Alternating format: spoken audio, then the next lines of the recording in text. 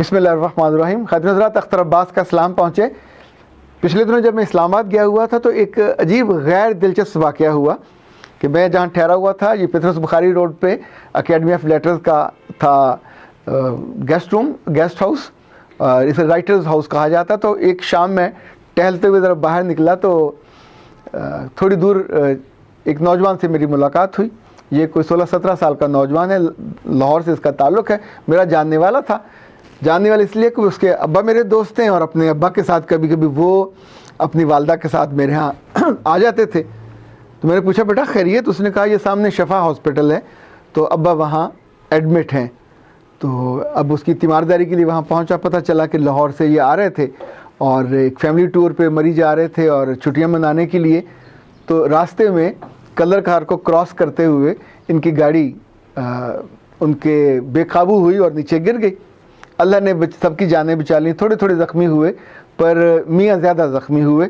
और पर उन ज़ख्मों से ज़्यादा वहाँ एक कॉम्प्लिकेशन हो गई कि जिसका मैं आज तज़किरा आपसे करना चाह रहा हूँ। हुआ यूँ कि जब उनको होश आया तो उन्होंने अपनी अहलिया से कहा कि, और उनकी अहलिया और उनके 4 बच्चे, उन्होंने उनसे कहा कि तुम, अगर मुझे कुछ हो गया तो तुम जुल्म ना करना। जायदाद जो तुम्हारी और तुम्हारे बच्चों की है ये तुम्हारी है, पर कुछ जायदाद ऐसी है जो तुम्हारी नहीं है, वो मेरी दूसरी बीवी की और उसके बच्चों की है। तो बीवी ने हैरत से कहा, कौन सी दूसरी बीवी? 16 साल से तो अब मेरे साथ रह रहे हो। उसने बताया कि वो मेरी क्लास फेलो थी और यहीं इस्लामाबाद में है। मेरे 2 बच्चे हैं उससे। शादी के 1-1.5 साल बाद मैंने उससे शादी की और फिर वो यहीं है। अच्छा, खातून ये इंकशाफ सुनकर जिस कदर परेशान हुई होगी आप उसका अंदाज़ा कर सकते हैं। पर चूँकि हमारी ट्रेनिंग नहीं होती, हम बहुत सारी जो अचानक इस तरह खबरें आती हैं उस पर ओवर रिएक्ट ज़्यादा करते हैं। अच्छा, उसके बाद उस खातून को अपने मियाँ भूल गया, उसकी तीमारदारी भूल गई। वो वहाँ से रूठ के अपने बच्चों को उसने साथ लिया और लाहौर वापस आ गई। अब आप सोचिए कि इज़ इट फेयर, क्या उसको ऐसा करना चाहिए था? बहरहाल दूसरी बीवी को इतला दी गई, वो आई, उसने आके उसको टेक केयर किया। अब खातून से जो मुलाकात हुई तो उसने कहा, मैं तो इसे डिवोर्स लूँगी। तो पूछा क्यों? कहा, इसने बेवफाई की, 15-16 साल मुझे पता ही नहीं चलने दिया। तो पूछा गया कि अगर पता ना चलता तो ज़िंदगी ऐसे चलती रहनी थी, तो क्या इसने कभी तुमसे कोई नाइंसाफ़ी की? कहा नहीं। पॉकेट मनी मिलती थी? कहा मिलती थी।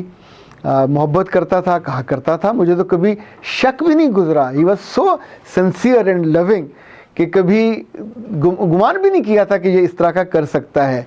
और फिर उसने अपने मियाँ के बारे में बताया कि सर आपके तो दोस्त हैं, पर मैं तो आपको ये गवाही दे रही हूँ कि जब मेरे अब्बा ने अपना बिज़नेस, अब्बा चूँकि बीमार हुए तो बिज़नेस उन्होंने इनके हवाले किया, तो इन्होंने कहा कि मैं यहाँ जॉब नहीं करूँगा, बिज़नेस संभालूँगा, तो ज़ाहिर शेयर होना चाहिए।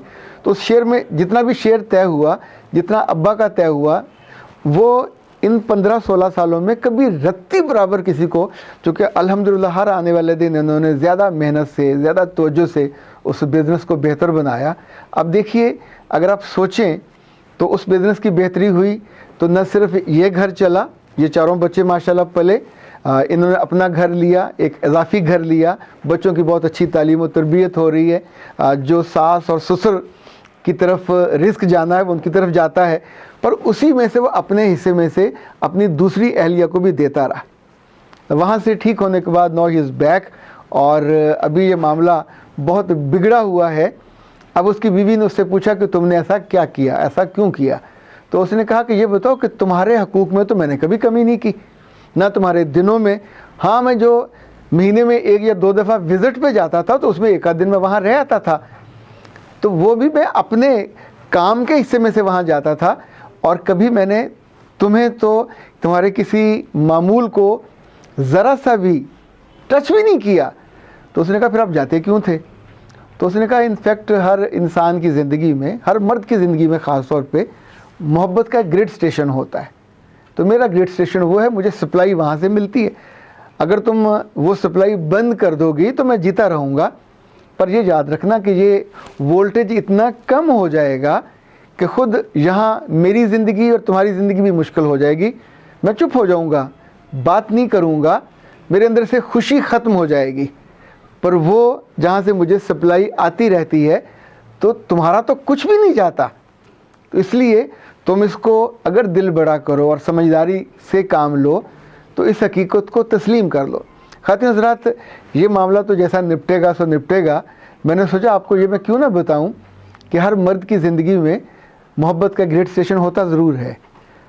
کچھ کی زندگی میں یہ گریٹ اسٹیشن اس کی ماں ہوتی ہے، اور بہت سے مردوں کی زندگی میں ان کی محبوبہ، اس لیے بیویوں کے ہونے کے باوجود ان کی ایک آدھ محبوبہ ضرور ہوتی ہے جہاں وہ جا کے بات کر کے خوش ہوتے ہیں، وقت گزار کے، چاہے تھوڑا وقت گزرے۔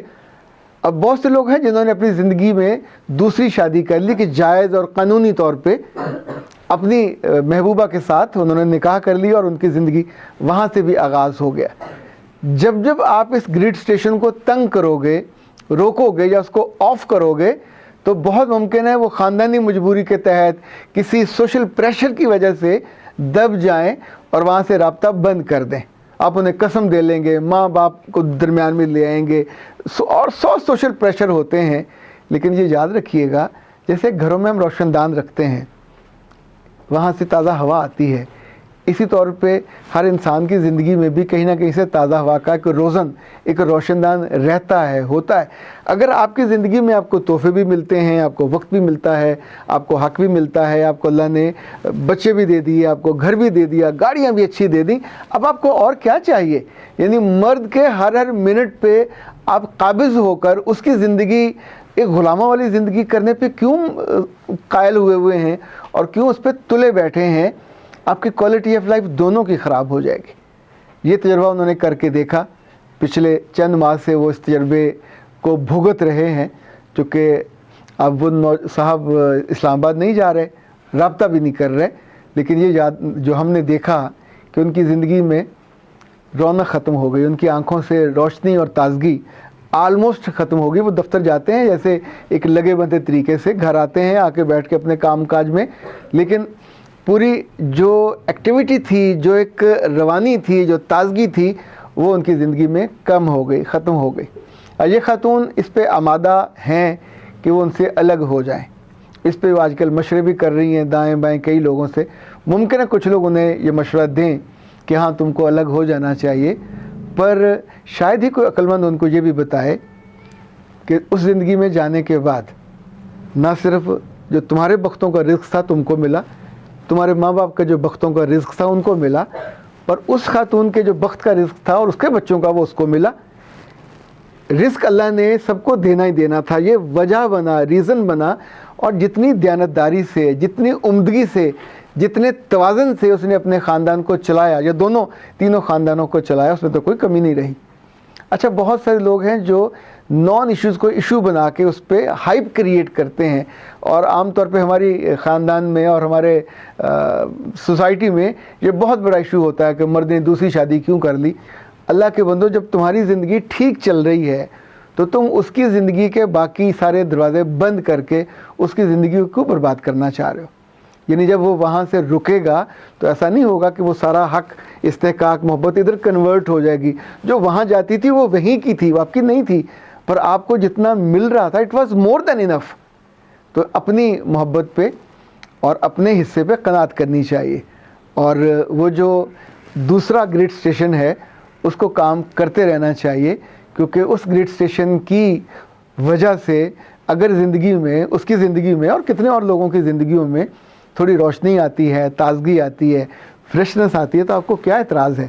ویسے اس پہ مجھ سے لڑنے مت بیٹھ جائیے گا، میری خواہش تو یہ ہے کہ ان کا گھر بچ جائے، اس خاتون کو یہ سمجھ آ جائے اور یہ بلنڈر نہ کریں، کیونکہ 16 سالوں کی شادی کے بعد جذباتی ہو کر جب یہ خود حماقت کریں گی، نہ تو ان سے بزنس سنبھلے گا، نہ بچے سنبھلیں گے، اور even she wouldn't be able to answer the questions of the people. کیا جواب دیں گی کہ کس وجہ سے 15 سال اس حقیقت کے ساتھ جیتے رہے؟ صرف پتہ نہیں تھا، اب پتہ چل گیا تو کتنا فرق پڑنا چاہیے؟ بہت معمولی سا فرق پڑنا چاہیے۔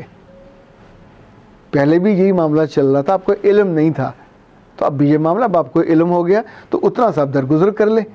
اس درگزر کرنے سے آپ کی زندگی، آپ کی خوشیاں اور آپ کے آنے والے دن سب بچ جائیں گے. پر جب ہم کسی بات پہ غلط اصرار کرتے ہیں اور پھر بیجا طور پہ دوسرے کی محبت کو کھینچنے کی کوشش کرتے ہیں, شاید آ جائے پر نہیں آتی. تو جس چیز کے وقت کی ہوتی ہے اسی کے پاس جاتی ہے. رزق بھی قسمت کا ہوتا ہے, محبت بھی قسمت کی ہوتی ہے, اور خوشی بھی قسمت کی ہوتی ہے. جتنے آپ کے قسمت میں موجود تھا سب کچھ تو آپ کے پاس ہے. اب اس سے زیادہ کیوں مانگتے ہیں؟ اس سے زیادہ مانگو گے تو کسی اور کا کم ہوگا, تو اس کے رد عمل میں آپ کا بھی کم ہو جائے گا. آپ کی زندگی سے خوشیاں, محبت, یہ ساری ترقی اور یہ ساری راحت اور یہ ساری نیک نامی اور یہ ساری خوش نامی سب ضائع ہو جائے گی. نہ کیجیے گا. اختر عباس کو اجازت دیجیے. السلام علیکم ورحمۃ اللہ.